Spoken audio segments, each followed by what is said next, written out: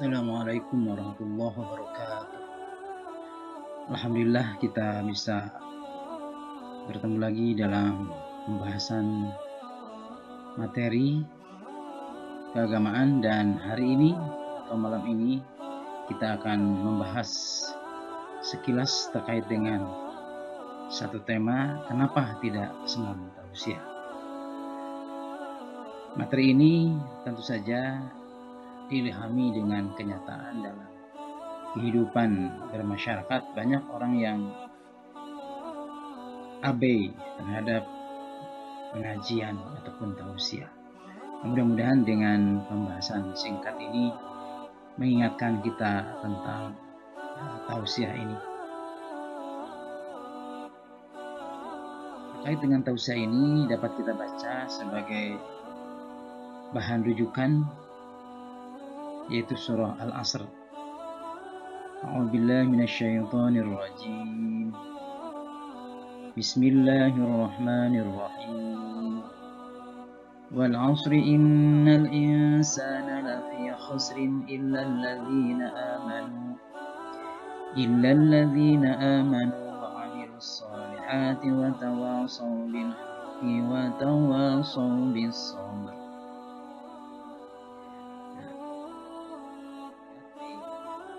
Slide berikutnya, demi masa sesungguhnya manusia itu benar-benar dalam kerugian, kecuali orang-orang yang beriman dan mengerjakan amal soleh, dan nasihat menasihati supaya mentaati kebenaran, dan nasihat menasihati supaya menetapi kesabaran. Demikian ayat yang bisa dijadikan bahan rujukan sekaligus juga bahan tadabbur kita. Nah, sebagai mukaddimah, pengantar singkat ini, kita bisa sampaikan di sini, setiap saatnya kita semestinya ingat dengan perjalanan hidup. Perjalanan hidup kita ini perlu kita lihat dari awal anak-anak, remaja, dewasa sampai manula ya, sampai saat ini. Nah, dalam perjalanan hidup ini banyak mengingatkan kita tentu saja, antara lain tentang waktu yang kita jalani.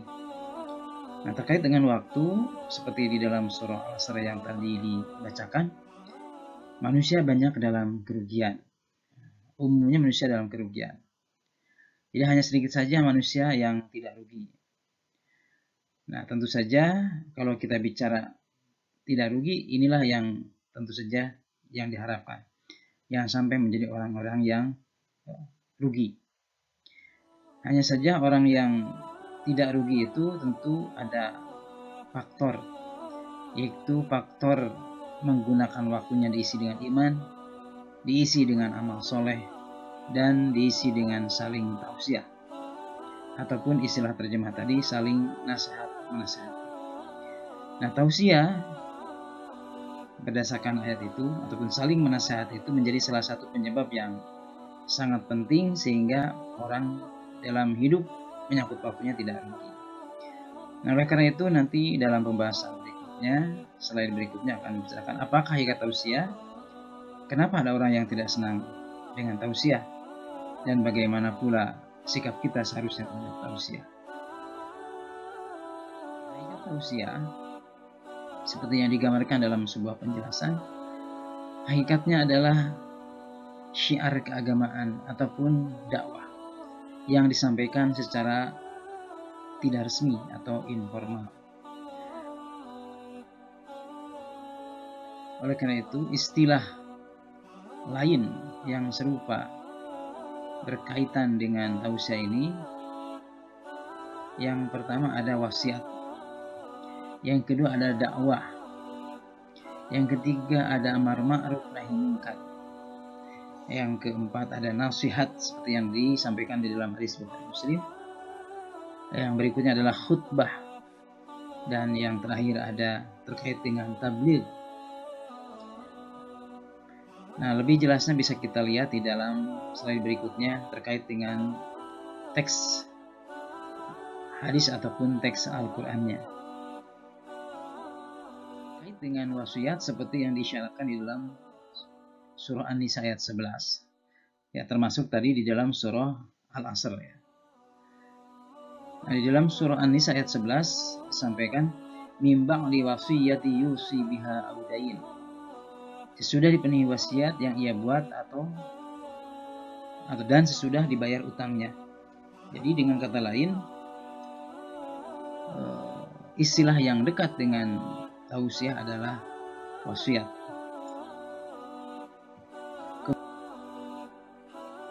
Di dalam istilah lain ada yang disebut dengan dakwah, seperti yang disyaratkan di dalam surah An-Nahl ayat 125.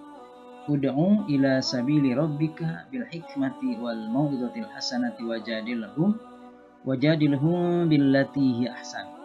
Inna rabbaka huwa a'lamu biman dhalla an sabilihi wa huwa a'lamu bil muhtadin. Nah, di sini sampaikan, serulah manusia kepada jalan Tuhanmu dengan hikmah dan pengajaran yang baik, dan berdebatlah dengan mereka dengan cara yang baik. Jadi kata kuncinya adalah terkait dengan kalimat serulah manusia ke jalan Tuhanmu. Jadi ud'u ila sabil rabbik. Ini perintah menyeru, mengajak, mengundang orang untuk menetapi ataupun supaya tetap ada di jalan Allah yang berdasarkan tentu saja Quran dan Sunnah. Nah, berikutnya ke bawahnya adalah bicara tentang metode hikmah, metode mau'izah, dan metode mujadalah. Nah, ini bisa dibahas di dalam pembahasan khusus tentang metode dakwah. Tapi secara umum bahwa wasiat ataupun tausiah berkaitan dengan istilah dakwah. Bahkan dalam sebuah penjelasan Syekh Ali Mahfud, dakwah itu adalah hathun nas alal khairi wal huda wal amru bil ma'ruf wan nahyi anil munkar liyafuzu bisa'adatil ajil wal ajil.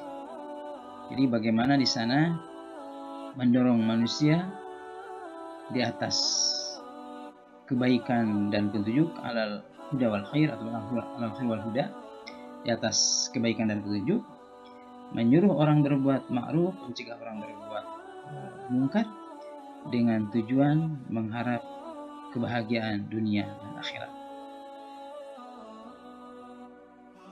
Yang serupa dengan tausiah itu juga adalah terisyaratkan di dalam surah Ali Imran 110, yaitu amar ma'ruf nahi mungkar. Di dalam ayatnya disampaikan kuntum khairu ummatin ukhrijat lin-nasi ta'muruna bil ma'rufi wa tanhauna 'anil munkar wa tu'minuna billah walau amana ahlul kitabi lakana khairan lahum minhumul mu'minuna wa aktsaruhumul fasiqun. Jadi tausiah itu pada dasarnya adalah sama ataupun mirip dengan istilah lain yang sering disampaikan secara familiar adalah amar ma'ruf nahi mungkar, menyuruh berbuat yang ma'ruf dan mencegah dari yang mungkar. Dan itu akan menjadi satu hal yang bisa membuat orang itu disebut dengan khair ummah. Jadi sebaik-baiknya umat, khair ummah. Jadi dengan kata lain, kalau kita ingin menjadi khair ummah, sebaik-baik umat, maka salah satu upayanya adalah harus berani menjalankan amar ma'ruf nahi mungkar. Istilah lain yang serupa adalah nasihat, seperti yang diisyaratkan di dalam sebuah hadis yang diriwayatkan oleh Imam Bukhari Muslim, an Abi Ruqayyah Tamim bin Ausin ad-Dari radhiyallahu anhu anna an-nabiy sallallahu alaihi wasallam qala ad-dinun nasihah. Qulna liman? Qala lillahi wa li kitabihi wa li rasulihi wa li a'immatil muslimina wa 'ammatihim. Di sini ada satu kata kunci adalah ad-dinun nasihah. Agama itu adalah nasihat. Nah, itu singkatnya yang disampaikan dalam sebuah hadis, balighu anni walau ayah. Ini terkait dengan tabligh. Jadi bagaimana kita menyampaikan kepada pihak yang lain walaupun hanya punya kemampuan satu ayat. Ini kaitannya dengan tausiah juga. Hadis juga tausiah bisa berkaitan dengan istilah lain, yaitu khutbah. Seperti yang diisyaratkan di dalam petikan hadisnya, Kana Rasulullah sallallahu alaihi wasallam idza khatabah marrat ainahu wa ala sautuhu washtadda ghadabuhu. Nah, ini petikan seperti itu. Jadi Rasulullah berkhutbah. Hanya khutbah ini secara khusus punya aturan dan punya syarat tertentu, tidak hanya sekedar menjalankan penyampaian ataupun siar keimanan, ada aturan-aturan khusus termasuk waktu, kemudian juga kaitan dengan hal-hal lain yang membuat khutbah itu sah di dalam pelaksanaannya. Beda dengan tausiah secara umum, khutbah punya aturan-aturan tersendiri. Tapi intinya di dalamnya adalah ada pesan-pesan keagamaan, ada tausiah, ada amar ma'ruf, ada dakwahnya. Hanya ada aturan-aturan yang mengikat, yang perlu dipahami secara khusus. Kita sampaikan bahwa beberapa keterangan ayat ataupun hadis tadi bahwa tausiah adalah akan membuat terhindarnya dari kerugian, kemudian akan membuat seseorang menjadi khair ummah, sebaik-baik ummah, bahkan juga insya Allah akan menghindari kefasikan. Kemudian juga hakikatnya dengan tausiah itu wujud dari kepatuhan kepada Nabi SAW, karena Nabi mengatakan balighu anni walau ayat, sampaikan walaupun hanya satu ayat. Kemudian wujud dari kata agama Islam, karena agama Islam mengatakan ad-dinun nasihat. Jadi agama Islam, agama yang kita yakini ini adalah tentu di dalamnya adalah penuh dengan nasihat, dengan makna yang seluas-luasnya. Kemudian hakikatnya orang saling tausiah, saling mengingatkan, saling nasihat itu mengakui, menyadari bahwa dirinya adalah terjadi terkadang sifat salah dan lupa, sehingga dengan tausiah ini kita saling mengingatkan. Jadi ada sebuah simbol kesadaran dari kita sehingga mau saling mengingatkan. Dan terakhir dari tadabbur hadis tadi itu, hakikatnya insya Allah dengan banyaknya kita saling mengingatkan, banyaknya kita saling tausiah akan mendapatkan petunjuk Allah. Ini yang kita harapkan dari tausiah itu. Timbul sebuah pertanyaan, dengan betapa pentingnya kita memahami tausiah ini tadi disampaikan, tapi ternyata ada orang yang nampaknya tidak senang dengan tausiah itu. Dan itu dibuktikan dengan banyak tempat-tempat tausiah, tapi yang menghadirinya itu sedikit, tidak berbanding lurus dengan jumlah jamaah ataupun jumlah tetangga, jumlah masyarakat, jumlah karyawan, ataupun jumlah manusia yang ada di sekitar tempat tausiah itu. Berarti menunjukkan ada sebagian orang yang tidak senang dengan tausiah. Nah, ada masalah apa sesungguhnya sehingga orang-orang seperti itu? Maka ternyata kalau kita telah di antaranya adalah mungkin ada faktor kepribadian yang sombong, malas, ada gengsi karena punya ilmu tinggi, punya kemampuan yang lebih, atau pemahaman yang lebih dari orang yang menyampaikan, sehingga mendengarnya juga ada malas atau bahkan gengsi.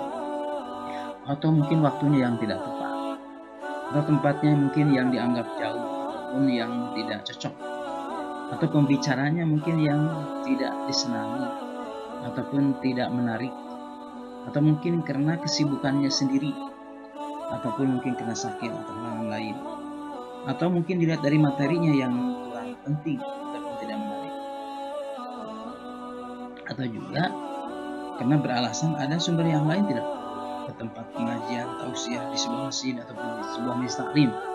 Ada gampang, ada di YouTube, ada di Twitter, ada di Facebook misalnya, ataupun ada di WA dan sebagainya. Akhirnya tidak mau berangkat kepada kegiatan-kegiatan tausiah semacam majelis taklim dan sebagainya. Bahkan ada yang lebih parah lagi adalah karena merasa tidak penting tausiah itu ataupun tidak senang dengan tausiah itu karena belum paham tentang pentingnya tausiah. Nah, ini yang berat. Oleh itu pentingnya untuk segera paham tentang pentingnya tausiah. Sikap kita bagaimana seharusnya? Baik kita sebagai orang yang menyampaikan materi sebagai dai ataupun bagi orang yang menerima tausiah ataupun mad'u atau istilah lain mustami.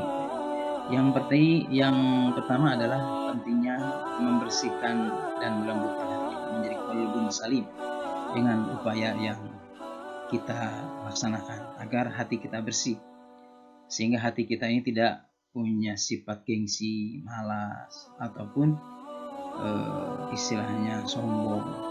Kemudian tentu saja kita harus berusaha meluangkan waktu sesingkat apapun. Tentu saja itu perlu pakai niat yang kuat. Kemudian merubah pola pikir bahwa langkah kaki menuju tempat ibadah adalah ibadah, bahkan bisa masuk nilai jihad fisabilillah.